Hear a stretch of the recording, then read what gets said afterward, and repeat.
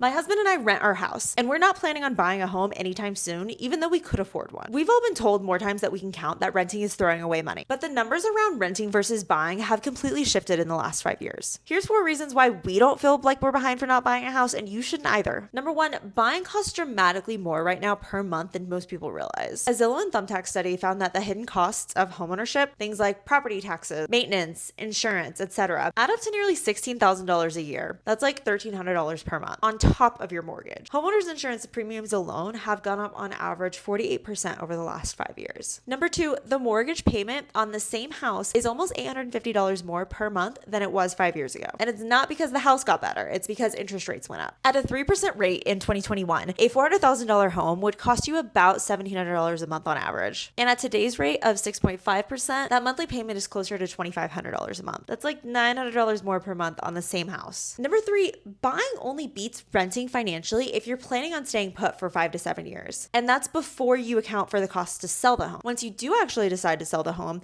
you have to pay for like real estate agent fees, transfer taxes, closing costs, which are roughly like 6 to 8% of the total sales price. So on a $400,000 home, you could be paying up to $32,000 just to sell it. And if you move out before you hit that break-even window, then you may have lost money when compared to renting. And number 4, if you are renting for less than it would cost you to own a home, you can invest the difference. So if you rent for $2,300 a month rather than buying for $3,400 a month, and you invest that $1,100 every single month, at an 8% annual return over 15 years, you'd have like $200,000 in liquid investments at the end of all this. Now, does this mean that buying is wrong? No. But it depends on your situation. If you're planning on staying put for 7+ years, you have a solid emergency fund, you value the stability and knowing that you're not going to have to move, and the numbers work in your market, then buy. But if someone has made you feel like you're failing just because you choose to rent, just know you're not actually behind. You're making a decision. And decisions based on the numbers beat decisions based on emotions every single time.